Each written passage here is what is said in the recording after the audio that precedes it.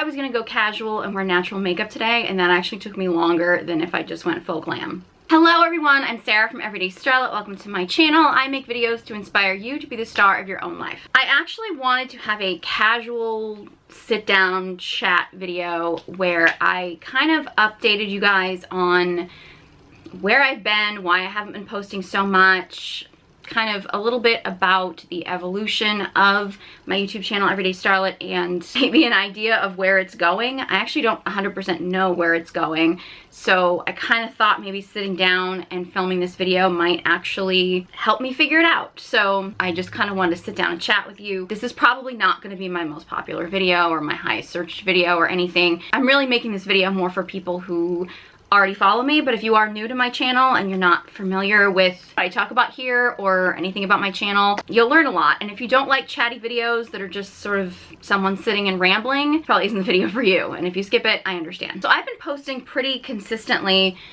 for the past couple years now, doing film breakdowns and talking more about masculine feminine relationship dynamics. But this past summer, I kind of just stopped posting. I posted a couple things maybe like a month or so ago, but in general, I just really wasn't filming and I wasn't posting. One of the reasons for that is that I was finding myself spending so much time sitting in front of a screen, well, either filming or editing or making clips and prepping stuff for social media and responding to comments and things like that. It was so much time in front of a screen, and I just felt like I just needed to like get outside and like see nature. And in the words of Jim Gaffigan, I'm really somebody who's been more indoorsy, but I really wanted to start connecting to my inner wild woman, my Mother Earth goddess self. And so I was spending a lot of time outside. And after spending like a lot of time outside, I was learning to garden, which is a whole new experience for me.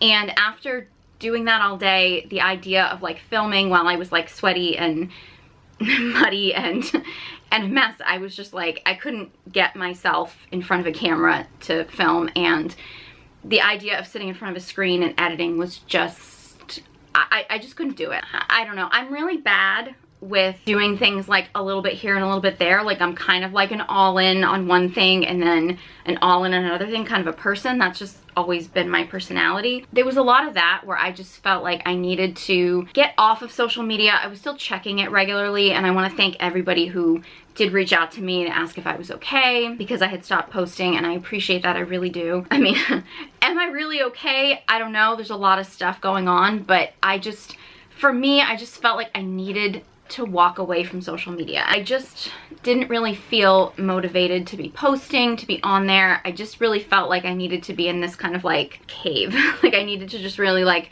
be somewhat cut off from the rest of the world. And there's a lot of reasons for that. And I know I was gonna cry at some point in this video. I'm sure it'll happen a few times, but I always hesitate talking too much about my own personal life unless it specifically relates to like a topic I'm talking about. Because it's difficult for me to talk about things in my own personal life without assuming that people are going to either take it as me whining or complaining or playing the victim or something, or you know, I don't want to sound like some kind of like a pity party person, and I'm not somebody who tries to seek sympathy from people. Again, this is probably all stuff that I need to work on because I'm not used to receiving support. So I kind of automatically go to assuming that people wouldn't want to support me or help me because that's just where my mind goes. Without getting into too much detail about stuff, because I don't know how much stuff I can really say or talk about or things like that.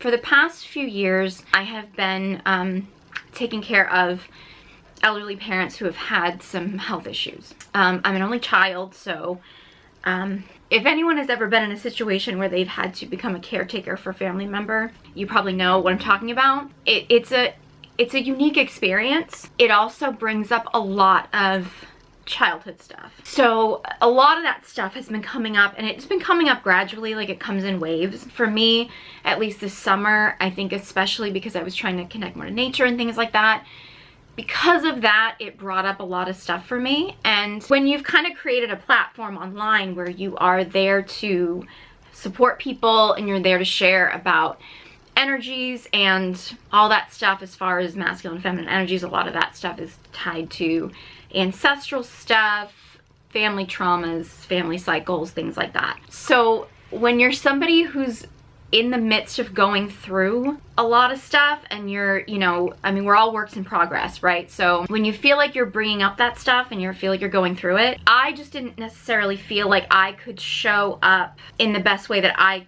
could to serve the people who were following my content. It's a tricky thing because I want to be real and I want to be raw with you guys, but it's also feeling this pressure of making it seem like you have it all figured out. And I mean, I know that I don't have to have it all figured out because none of us have to have it all figured out. That's just not the way the world is. We're all works in progress. We're all learning as we go. But it was just challenging for me to like show up in that sense on my social media while I was kind of like in the depths of my darkness, if that makes any sense. To be honest, you know, I love doing the film breakdowns. I love talking about masculine and feminine energies, but I did start to feel like after doing this for, you know, a while now and doing so many videos about this stuff, a lot of the stuff was feeling very repetitive and I was kind of almost getting tired of hearing myself talk, so it was getting really difficult for me to sit down and edit the videos.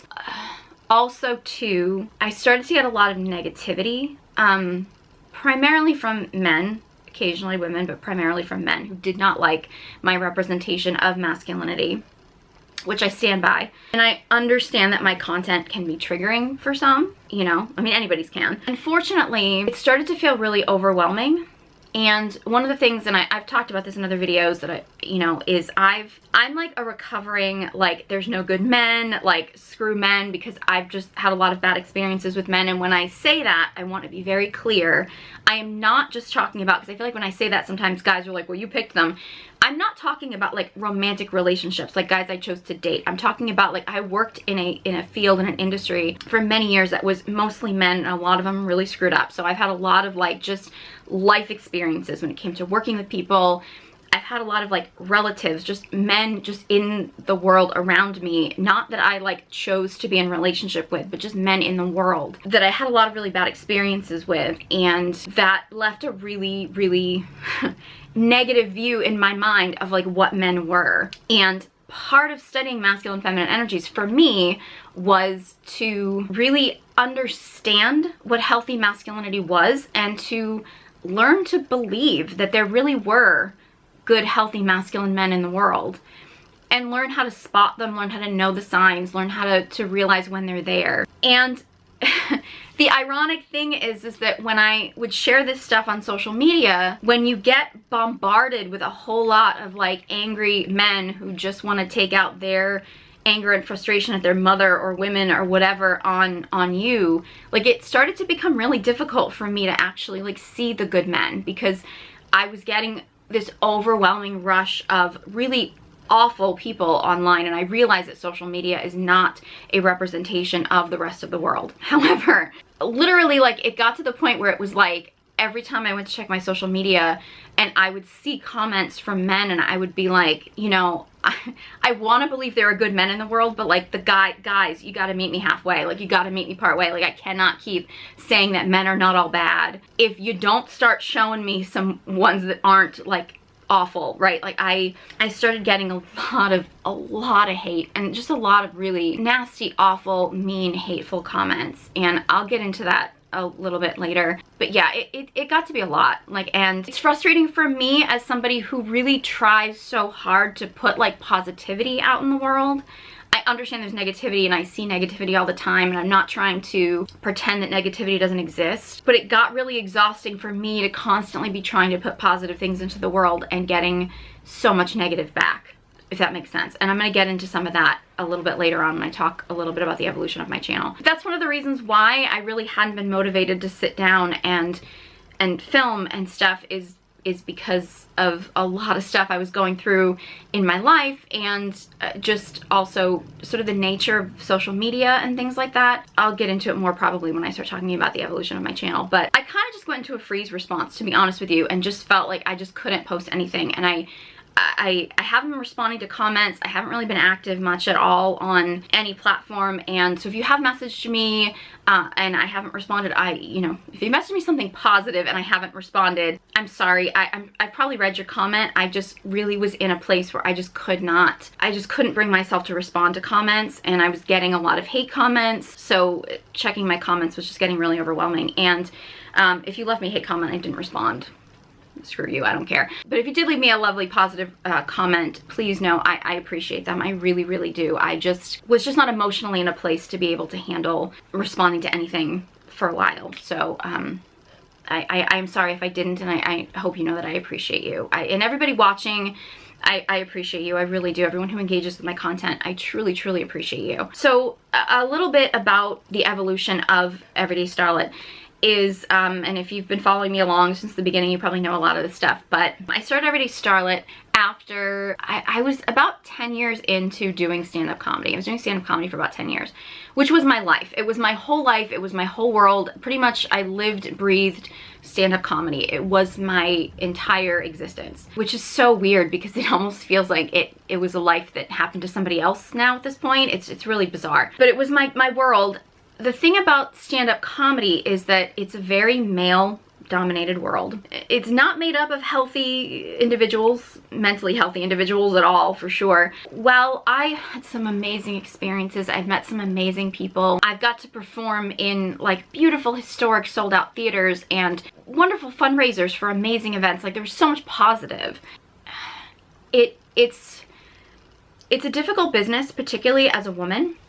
It's an industry that, like I always say, there's no HR department. Like, I can't go to someone and be like, hey, so-and-so won't book me if I don't sleep with them or something. Like, you can't. They're like, well, then you just either sleep with them or don't do that gig. Like, it's not, there's so much misogyny, and I'm sure it's better now than it was when I was there. I'm sure it's better when I was there than it was, 20 years before that. Like, I mean, it's evolving, it is, but pretty slowly, and it is still a very male-dominated industry. It's in the entertainment industry, which, I think we all know now. I mean, I knew before how corrupt it was, but I think most of the world kind of knows like how corrupt the industry is, and it's not a good industry if you have morals or anything. Again, I was surrounded by a lot of males who were very mentally unstable, had a lot of issues towards women. I've been privy to more locker room conversations than most men have even been privy to. It definitely did sour me on being around men. It also put me in a position where I felt like I had to suppress anything sexual or feminine or girly. I wasn't necessarily trying to be one of the boys, but I wanted to be like the cool girl. Like, I feel like Gwen Stefani was like my icon in that time. Like the girl that hangs with the boys, but like she can still be a girl, but like she's with the boys, you know what I mean? Like, she's not like sexed up. She's not, trying to date any of them. Like, I just wanted to be like sexually neutral, because that was the only way that I could protect myself in that industry. If I presented myself as being somebody sexual, the floodgates would just open of me being very unsafe. And I'm not saying I was treated well because I made myself less sexual, but I certainly was treated better because I put that like guard up and just like neutralized all my sexuality. The problem was because stand-up comedy was consuming my life, I felt like that neutralized sexual self that I was in my comedy world, it was just me all the time. Like, it was who I was all the time, because for me there was no separation between being a comedian and like a real life person. Like, I was all blended together. So for me, when I started Everyday Starlet, it was really an attempt at, it was a blog, Everyday Starlet, which is still there, and then I started this YouTube channel. It was my way of connecting to my girly side, because I was spending so much time around boys in dive bars. I just wanted a place where I could be like unapologetically girly. And I have a real love of like old Hollywood glamour and, old Hollywood starlets, and I really wanted this to be a space that was just embracing everything girly and feminine and pretty, and because that's just not the world that I felt like I was in the rest of my life. Also, at the time, I had just met my now ex-husband, and we were talking about getting married, settling down, getting a home, starting a family, And it felt to me like a good transition to go from this world of being like, you know, late nights and dive bars, although I've never been a party girl per se, but you know, it still is like, you know, kind of an erratic schedule when you're a stand-up comic. And I figured if I could transition into being more of like a lifestyle blogger or something, because that was kind of like the trend at the time, that would be something I could do while I was starting a family as like, you know, a creative outlet on the side, because I always intended to be like a full-time wife and mother. That was always my vision. And even with stand-up comedy, even with pretty much everything I've ever done in my life, the idea behind it was always like, I just wanted something that I could do that could be like my creative outlet on the side, but being a wife and mother was always going to be my full-time situation. That was my plan. And it's always been a little bit weird for me that my life didn't go that way, but yet this is what I built my platform on. And I've always tried to see it as like this was the positive that came out of that whole experience, but it is a little weird that this whole thing started on the idea that I was going to become a wife and mother, and that didn't pan out. And I'm not going to get into my short marriage and my messy divorce and everything, because I've talked about that in other videos. But you know, basically I got married. It was kind of like a whirlwind of stuff that happened to me in the course of like a 6-year period of time. I got engaged, planned a wedding, got married. Then my mother went through breast cancer. I got separated from my husband while I was in the midst of taking care of my mother full time.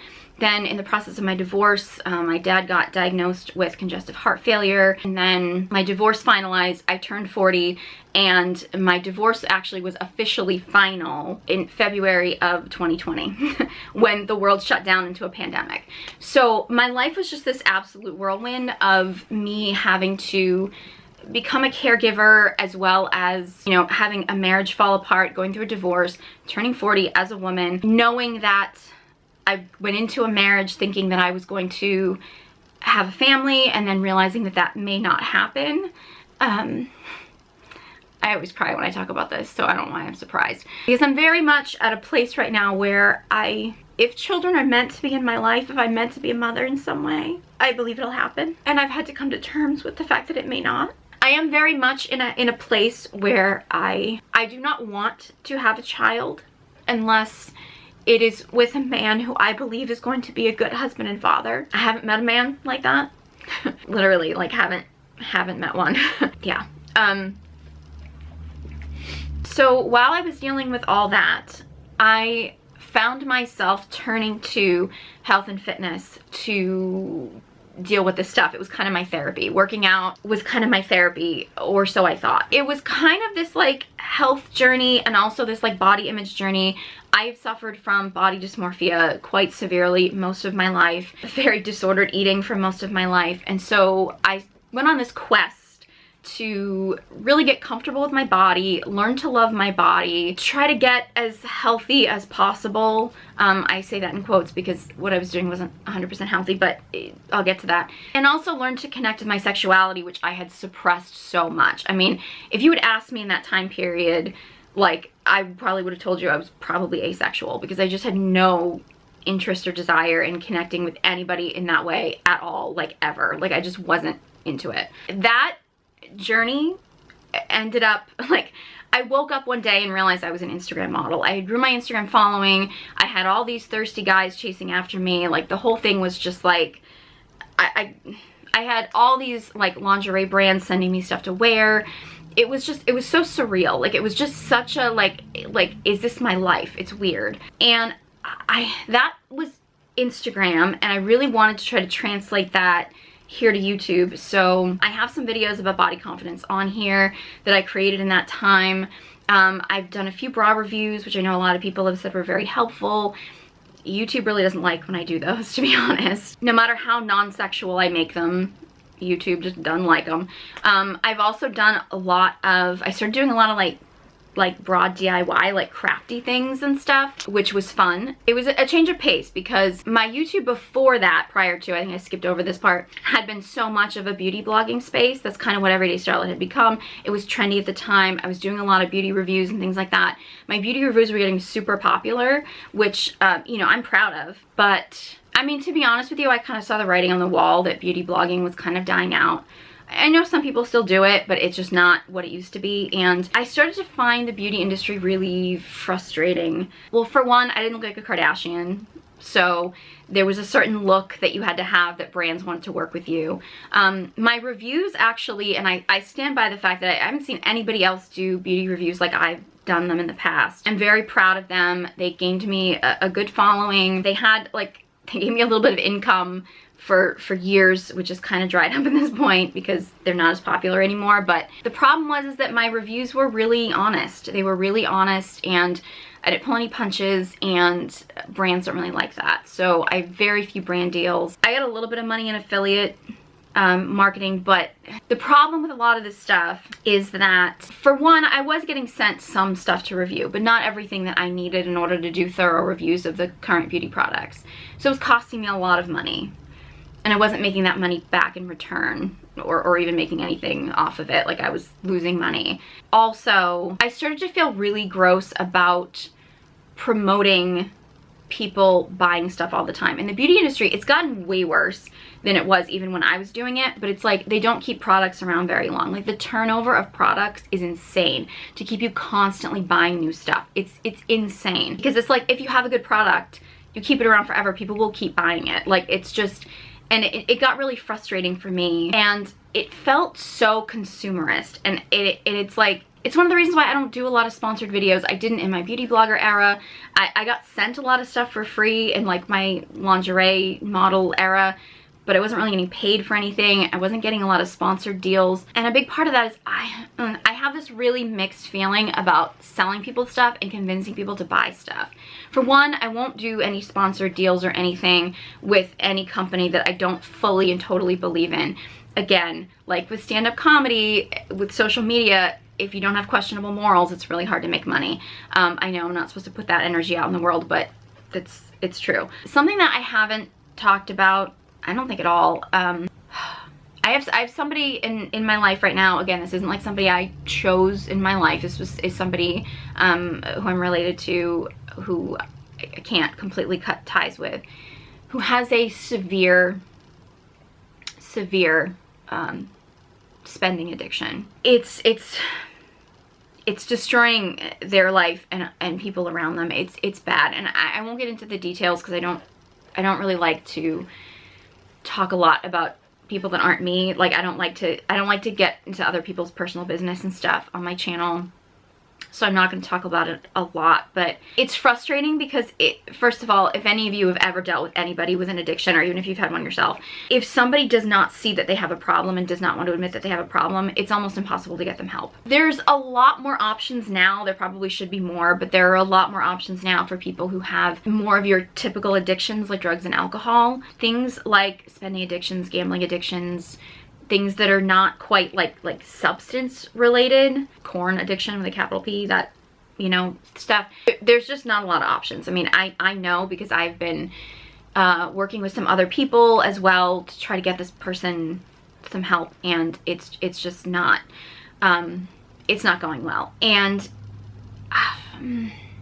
it's really difficult to be on social media and be sharing with people like, hey, this product's great, you should try it, or like, this product would be good for someone, or like, this is good. Like, it's really hard for me to come on here and convince people to shop and spend money when I see what gross overspending can actually do to a person, to a family, to yeah, I just, it's yeah. And I mean, I'll be the first to say, and I have a video where I talk about relationships and money, and like, I was very clear on, I'm not a money expert. Like, I'm not a money mindset expert. I'm not a money management expert. Like, I'm not someone you should come to talk about money mindset. I can talk about money and relationships because I do know what money issues can deteriorate relationships because I have experience with that, but I'm not someone who can teach people how to manage money or how to have a good money mindset or anything. That's just not my area of expertise, and I'm okay with that. and you know, not everything's your zone of genius. But yeah, there was definitely this conflict within me of, you know, with the beauty stuff, with the, you know, lingerie brands and things like that, of them like wanting me to like sell stuff for them, and like they'll give me a percentage or whatever and things like that. And or even with affiliate stuff, you know, and with the economy going the way it is, it just, again, my morals just keep coming up, and I'm like, I just cannot justify convincing people to constantly be spending money on things that, you know, and the person I'm dealing with, like they're not spending a lot of money on makeup or underwear or anything like that. Like that's not where that's going. It's a whole other area of stuff. It's totally separate. But witnessing that and being a part of that and witnessing the destruction that can do, it was really hard for me. It was just a lot for me to deal with. So I just stopped. And I took a break from posting, I think around this time. This was after the beauty blogging, and then I went into, you know, doing more of the lingerie stuff and the DIY stuff. I was kind of like crystallizing everything and making little costumes and little outfits, and I loved that. Like I really did. I think it just in that time period, I was also on this obsessive fitness journey, and I think it started out from a good place. And I've talked a lot about my body image and weight loss, body confidence, body dysmorphia journey, a lot of my channel, but it's just always something I've struggled with. I was always like the fat kid growing up. I tried my first fad diet at 8 years old. My mom signed me up for Weight Watchers when I was 10. I was a lifetime member of Weight Watchers at age 11. Looking back on is kind of like mind-boggling, because they put me on like the woman's plan because they thought that the child's plan, or them and my mom discussed that the child's plan was going to be feeding me too much food and I wasn't going to lose weight, so they put me on the woman's plan at like 10. I don't blame my mom for that. I think she didn't really know, and reached my goal weight at 11 years old. I still thought I was fat and ugly and disgusting for sure. And then of course I hit puberty and gained weight back, although I needed to. My body was becoming an adult. So I kind of was like husky, so to speak, high school years and stuff. After high school, went through a lot of just like stress in my life and put on a lot of weight. And then in college, the end of my college year, I did Weight Watchers again. I lost, I'd say in total, probably about 70 pounds. Completely dedicated. I, you know, tracked my points system, because when I first started Weight Watchers at like 10, 11, it wasn't a point system, but the point system came in when I was doing it when I was in college. Worked out all the time, like obsessively. And I did all that while I was finishing up college, graduated with honors, worked 2 jobs. I ended up competing in a beauty pageant in my 20s. I've said this before, I never learned to swim because I was never comfortable with myself in a bathing suit. And I actually, for the pageant, wore a swimsuit on stage. It was a one piece, but I wore a swimsuit on stage, which for me was like a huge leap for someone who like wouldn't even wear a bathing suit to the beach because she was too self-conscious. So, but I took some pretty drastic measures to get myself into like a pageant weight. And I still thought I was fat, like, because I still didn't have abs and whatever, but I was literally doing 1,000 crunches a day. I would spread them out throughout the day, but like before I would eat something, I'd have to do crunches.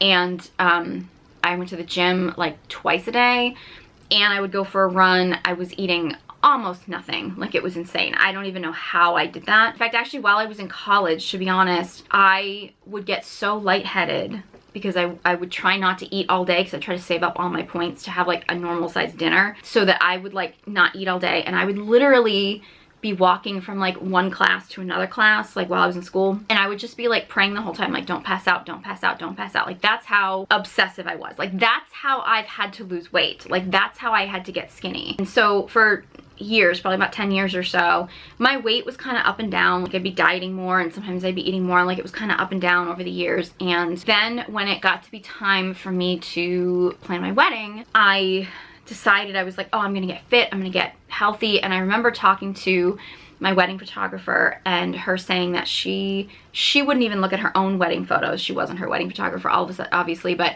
she would not look at her own wedding photos because she was heavier in the wedding photos and she lost weight after she got married. And so she would not look at photos of herself at her wedding because she just hated the way she looked. And I was like, oh my God, I don't want that to be me. And I remember getting my wedding photos back, and even though I I was not even overweight, like based on the like BMI scale or whatever you want to call it, which I know is BS, but that's beside the point. Based on that, I was not even in an overweight range. I was in a very healthy weight range for my height, for my body size. I remember looking at my wedding photos and just hating myself. Like, the photos were beautiful, but like I just hated looking at myself. So I went into this like obsessive fitness journey, and also with everything else in my life that was falling apart at the time, between my marriage, like getting married and then having a marriage fall apart like in the course of a year, having my parents get sick and having to become a caretaker and stuff. Fitness became like my way of seizing control. I was working out like 4 times a day.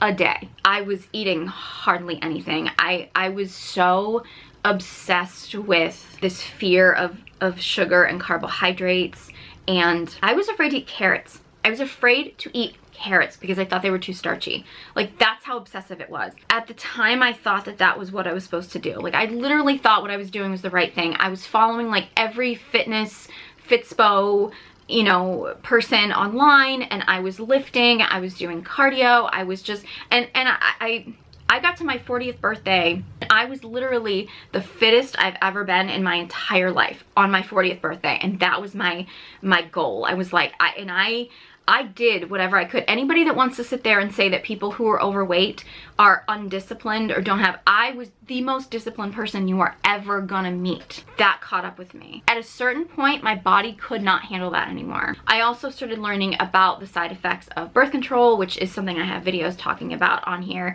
And I decided to go off the pill, which I had been on literally since I was a teenager, so for like over 20 years. And not because I was like sexually active that whole time, because I really wasn't for most of that period of time, but mainly because I had painful periods that I was trying to deal with, and they put me on those so that my periods could be not excruciating. In that process of going off the pill and also realizing that I just could not keep up, I couldn't keep up the workout. I mean, 4 workouts a day. For one thing, I was sweaty all the time. Like, my hair was always wet. Like, it was just gross. And I just couldn't keep that up. I couldn't keep not eating anything. I couldn't keep that pace. And I just decided that I just was gonna stop. I was really gonna heal my relationship with food. And I've talked about this in a couple other videos, but I don't do a lot of content around this stuff and the stuff I'm dealing with and I'm going through, because I'm aware that even though I'm not a huge YouTuber and I don't have a huge following, I have an awareness that what I put out into the world is influencing other people, and that other people do listen to what I have to say, whether they agree with me or not. And I don't want to put stuff out there knowing that I'm not the expert, right? Like, do I know an awful lot about health and fitness from the fact that I've been dealing with it my entire life? Yes. I also hesitate because I know I've watched a lot of fitness influencers and stuff like Fitspos and stuff that really weren't qualified to give advice, who would share what they did, and I'd be like, I want to do what they do, right? So I always want to be really mindful of, you know, what I share with what I do. I don't want people to think like, oh, they have to do the same thing, because I've fallen into that trap so many times, and I want to be mindful of that. Just one of the reasons I don't talk about how I've been working through healing my relationship with food, because my journey is going to be different than yours. And I've also hesitated sharing it because I knew if I started filming it and trying to document it, I was going to want it to look a certain way. And I really needed this journey of learning to heal my relationship with food and with my body and with health and fitness and things. I needed it to happen the way it was meant to happen. I needed to surrender to the process. And I knew if I shared that publicly and filmed it, I would want it to look a certain way, and I needed to get away from that. So that's one of the reasons why I don't talk a lot about that stuff that I'm going through on my social media and on my channel. I make references to it, but it's been challenging for me to share it because I want to be mindful. I don't know if I'm doing everything the right way. I don't. But I also know I can't turn it over to somebody else because I've done that too much. I've turned this process over to somebody else without them really knowing or paying attention to me and who I am, and letting somebody else run the show when it came to my body too often, and it's usually blown up in my face.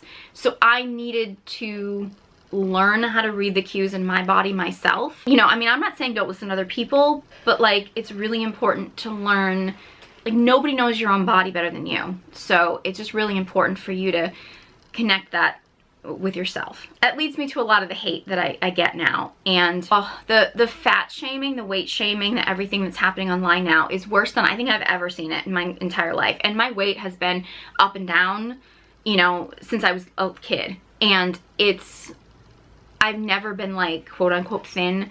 In fact, even when I was literally at like my fittest weight, and which on social media, I was like a size 6 probably, and only because like I naturally have a huge upper body. Like my lower body was probably more like a 4. And I was probably as low a weight as I should be for someone like my height and my build. Going any lower probably would not have been healthy for me. And I was called plus size on social media like every day. Like it was always like this like backhand and like, you're so beautiful for a plus size woman, or like, it doesn't matter that you're plus size, I still think you're beautiful, which is like, thanks. I had plus size brands reaching out to me and I'm like, your lowest size is a 14. I'm like a 6. I can't promote your clothes. I don't wear your clothes, right? Which I find interesting because in this process of actually like recovering from the extreme diet and fitness routine that I was on that was insane. In this recovery, I have gained weight and I have gotten to a size 14, and I find it really interesting that those brands don't message me anymore.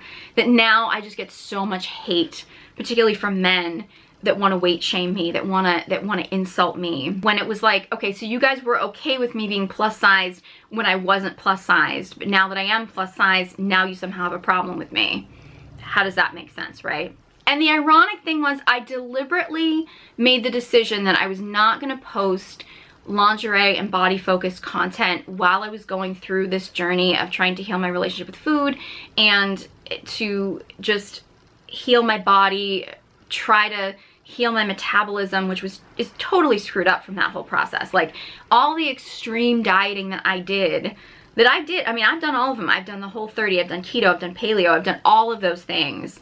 And I've stuck to them. Like, I'm not one of those people that's just like, oh, I'll do this for a little while and then I can't. I literally do it until my body is like screaming at me for help. I also had binge eating disorder for most of my life. And I can tell you right now, I have not had a binge eating session in years. And I have had stress that would absolutely have kicked me into a binge years ago. I don't binge eat anymore, because I eat actual like meals. Like I eat like a full meal. I'm not like just trying to like piece together a couple little things and be like, oh, this is a meal, like, you know, and pretend that I'm eating a meal. Like I eat an actual meal. But because I was in such a starvation mode for so long, that even though I eat absolutely clean and healthy, I don't touch processed foods. Anybody that wants to sit there and try to, because I get this all the time and it drives me nuts, is when people will be like, oh, you're overweight, so have some self-control, have some discipline. You obviously don't have self-control and discipline. Can I just tell you my self-control and discipline? You can say I'm overweight now and that's fine. Yes, I'm a heavier weight than I would like to be. But let me just tell you a little thing about self-control and discipline. I haven't had a soda in probably 20 years. I haven't had fast food in probably like 15 years. I probably went over a decade where I didn't eat gluten. Like none. Like Doritos, Cheetos, junk food. I haven't even touched that stuff and I can't even tell you how long, okay? I didn't eat potatoes because they were too starchy, which is like my favorite food on the planet. I wouldn't eat carrots because I was afraid of how much starch was in them. Like, this is how, for years, and I still don't touch junk food. I don't eat out. I cook all my food from scratch, okay? That is discipline. Just because my body does not fit into the societal standard does not mean I don't have discipline, okay? It's just, there's so much hate online and I'm much more able to handle the hate, the fat shaming, the weight shaming. I'm much more able to handle that now as an adult. It breaks my heart when I see people do that to me because I know that there are other people who are watching. I know especially there's young girls out there who are judging their bodies, may not even be overweight, but still think that they are because of the extreme body dysmorphia literally affects 100% of teenage girls. It's so common, it's not even flagged as a disorder anymore because it's so common in young girls. And it breaks my heart when I see people weight shame me online, not even because of what it does to me, although I don't like it, to be honest with you. I'm human. I'm more able to deal with it now and cope with it now as as I've gotten older, and I care less about what other people think of me. But knowing that there are girls out there like me when I was younger, and they're gonna see people comment on me or other people, or people who comment those things on other people, and like they're gonna hate themselves more, because I would have. Like, I would have done that when I was younger, and it breaks my heart to know that that's out there. So in this process of me deciding that I wasn't going to be so body focused anymore, I had really just completely dived into studying about masculine and feminine energies, relationship dynamics. I was just like devouring every piece of content about that stuff I possibly could. I just was so motivated to share that with everybody. When I started doing these film breakdowns and people really resonated with them, I was so excited about doing them, and I really loved putting that out in the world, and felt like I was doing so much positive. And I still do think that it's important and it's positive. Unfortunately, there's so many people out there in both the masculine and the feminine energy space that are so toxic. I mean, there are good people. There's some great people. I've met some amazing people in that world. I have. People I stand by, people who I think put great things out in the world. There's so much negativity, and unfortunately, it's the negative stuff, it's the toxic people, it's the people that actually give a terrible representation of, I would say both. You see it with men, you see it with women. They're the people that tend to get the most publicity. It's the nature of the world. And I've been invited to be a guest on some like podcast things and stuff, not like the big huge ones, but like some smaller ones. And you know, sometimes I like being on there and having the discussion. I don't mind a debate, I don't mind a back and forth, I don't mind talking to people who have differences of opinion than me.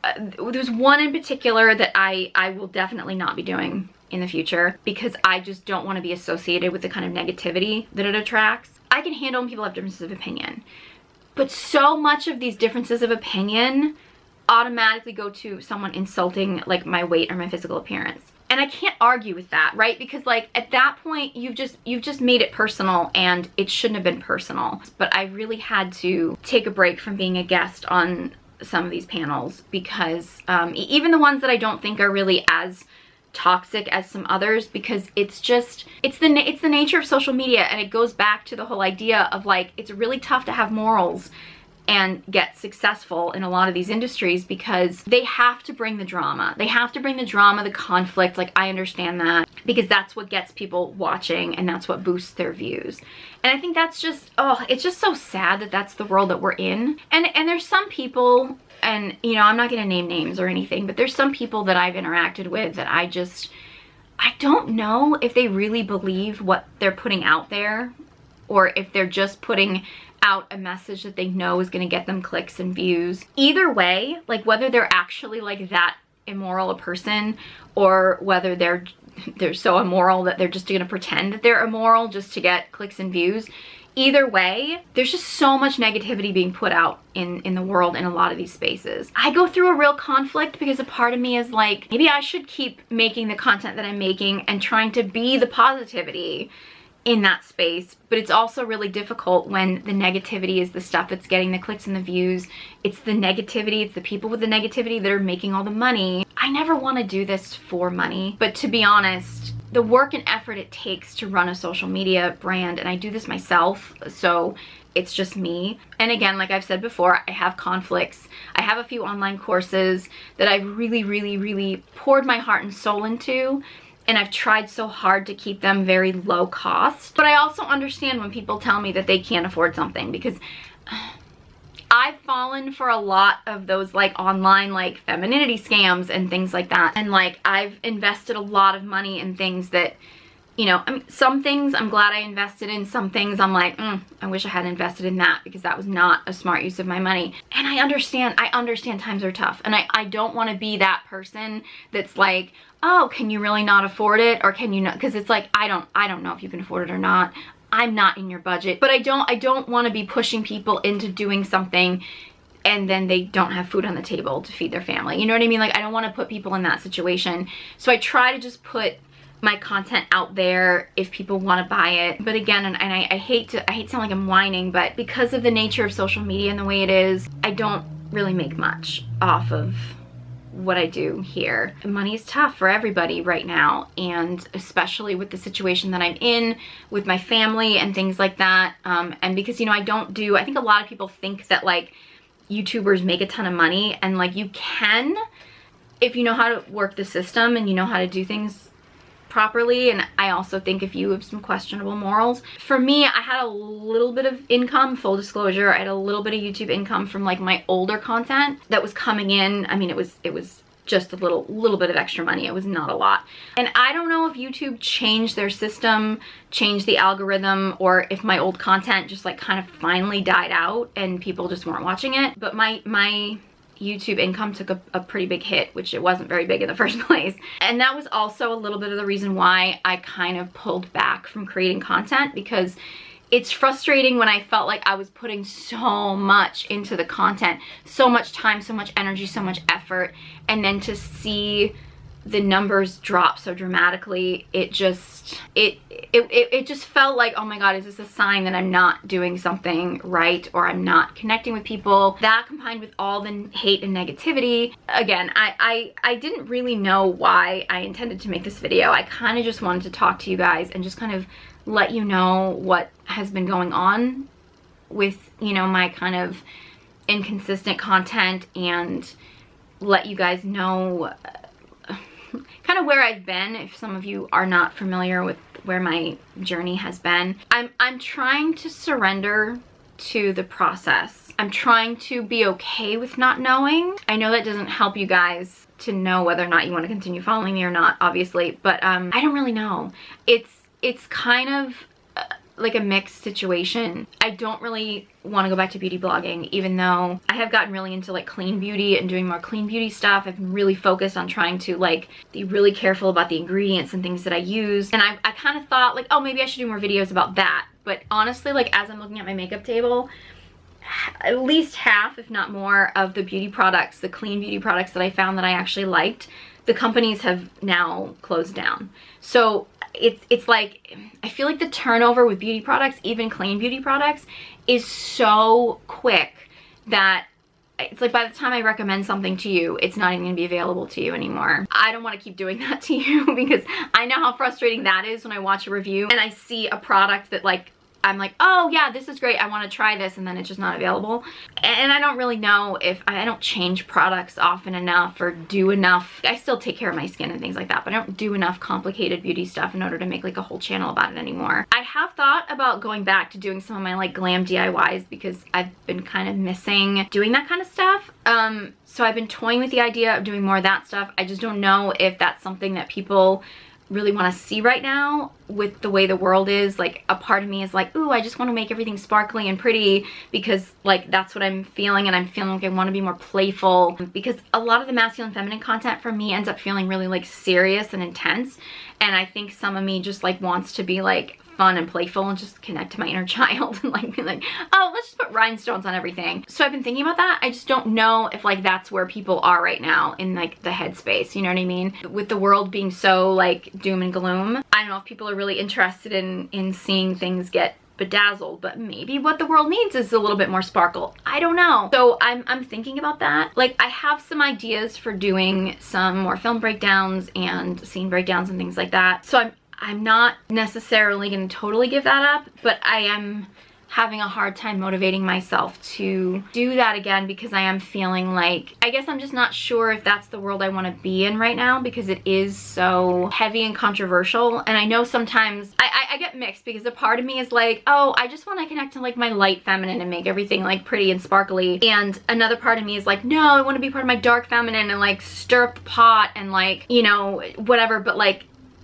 stirring up the pot can get so exhausting, and the overwhelming hate that happens, like the beautiful loving comments are wonderful, but the overwhelming hate can really be a lot. And I know sometimes maybe that's just what needs to happen in order for people to grow, and I have to accept that. You know, I've had to learn to let go of like needing things to be communicated a certain way. You know, a lot of the stuff that I'm doing, it stirs up my own stuff, and then I have to work through it, and sometimes it catches up with me. And I do think too, the way that I was doing my content with creating so much content and being so like serious and intense and everything with it. Like, it's weird because I'm talking about femininity and I'm feeling like very masculine while I'm doing it, because it's literally just like the editing and the structure and the everything. And it was just like, a part of me just feels like I just want to like just do some fun stuff and actually be in my feminine more. I don't know exactly how that translates to content, to be honest with you, because that's just not the kind of content I'm used to creating. And anytime I've ever tried to do kind of like vlog stuff in the past, it just hasn't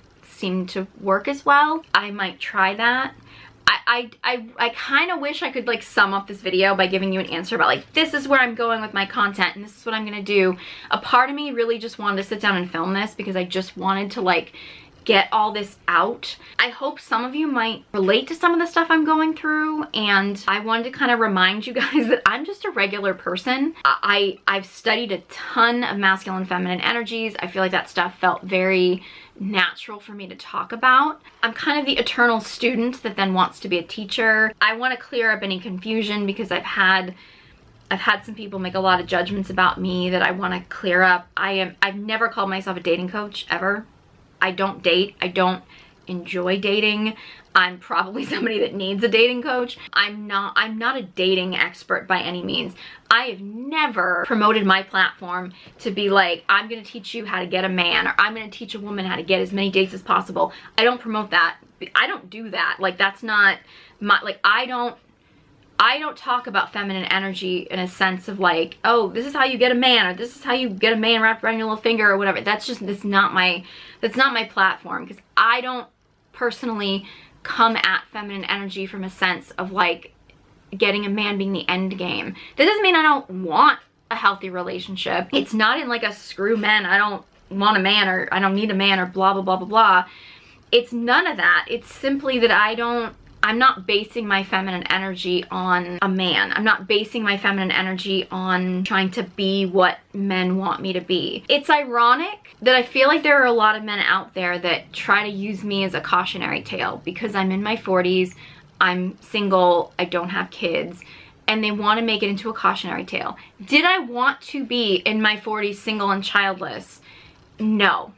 This was not what I wanted. I'm not, and if you wanted to be single and childless as a woman, I support that. This was not what I wanted. I do think I can be a cautionary tale to women, but not in the way that I think that men want me to be. I was, growing up, the ultimate pick-me. Not necessarily in the pick-me sense today, because I wasn't somebody who was going around like bashing women to make myself look better. But I was the ultimate, like, I spent so much time, like an embarrassing amount of time, trying to figure out what men wanted and to try to be exactly what men wanted. I tried to be the girl. Every time a guy would say, oh, men want a woman, it's this, this, and this, I tried to be that. And I tried to fit myself into a mold, you know, of exactly what I thought men wanted me to be. It literally was a thread that went through my entire life, of like desperately trying to impress men for validation. And it never got me a man. Like, it got me into a few relationships. I even got married at one point, but it didn't get me into a healthy relationship at all. It didn't get me a quality man by any means. Looking back on it, I really do wish that I had listened to my own heart more. I had tried to be myself. I had tried to learn who I was so I could figure out how to attract in the person that I wanted, and not try to become the type of person that I thought that somebody else would want, because that never got me down the right path. That never got me into a healthy relationship. I just want to say that because especially for young girls, please don't listen to these guys that sit there and tell you exactly what they want, because if I've learned anything from the years and years and years I have worked with so many men. I was in a male-dominated industry for most of my adult life, and I have talked to guys in an industry where men have no filter and do a lot of drinking and talk a lot. If I can teach you anything about that, it is, please do not listen to men, because they will tell you what they think that they want, and when you try to become that, they will always go for the girl that is not what they told you they wanted. Every single time. Every single time. They will go for the girl who knows herself. They will go for the girl who actually is connected to herself, and not the one who tries to be what they want. I know, because I was that girl. So if you want to see me as a cautionary tale because of my situation, that's fine, but I'm not going to be the cautionary tale you want me to be. I'm the cautionary tale that's like, hey, don't be that young girl that lets the older man manipulate you. I'm the cautionary tale that's like, don't spend your time obsessing over what men want you to be, because you will lose in the end. You might get a man temporarily, but you won't be able to sustain it because you're trying to be someone that you're not. Everybody needs to figure out who they are so that they can connect with the person that is compatible with who they truly are.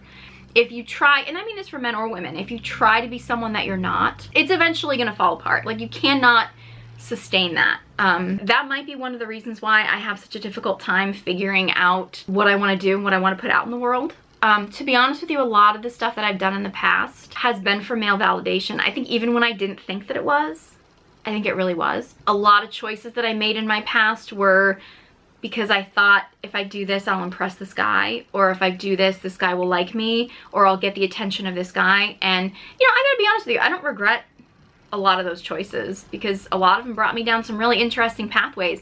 None of them got me the guy, at least not in the long run. And honestly, in the long run, I wouldn't still want to be with any of those guys. But, you know, it did get me some interesting experiences. I've had some fun stories and things like that, but none of it has ever helped me find who I truly am and find someone who is truly compatible with me, someone who, you know, I can grow a life with. As much as I hate to admit it, the fact that I'm a little bit lost right now as to what I want to create for content may be because for the first time in my life, I'm not seeking a man's validation, so I kind of don't know what to do with myself. So I'm kind of trying to figure out new territory. And maybe that's what I'll start talking about. I don't know. Yeah, maybe it is. I don't know. But yeah, I thank you for listening. If you're still listening to this ramble and this content, I hope some of it was helpful for you. You know, I hope it helped you maybe see some of the stuff I'm going through in yourself and know that you're not alone, because I'm sure I'm not the only person going through any of the stuff that I've mentioned. I'm sure that so many other people have been through some of the things that I've been through and can relate. And if you get anything from this and you related to anything that I said, please know you're not alone. You're not the only one.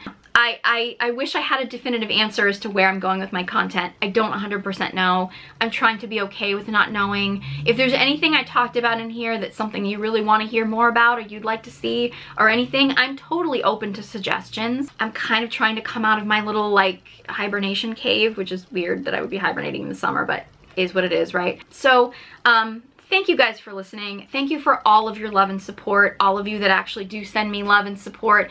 I appreciate it more than you could possibly know. I hope to start coming back and making more videos. I don't know when or how that's gonna work, but I'm kind of hoping to do that. I really appreciate your love and support. Yeah, thank you all so much. And if you enjoyed my content, you want to give me a thumbs up, you want to subscribe, it always helps. I know this is not going to be my most popular video, but for those of you that are loyal subscribers and want to know what's up, I truly appreciate you. Thank you so much. And you can follow me on all my social media channels. The links are all linked in the description box below. Thank you guys so much for watching, and I hope you join me next time.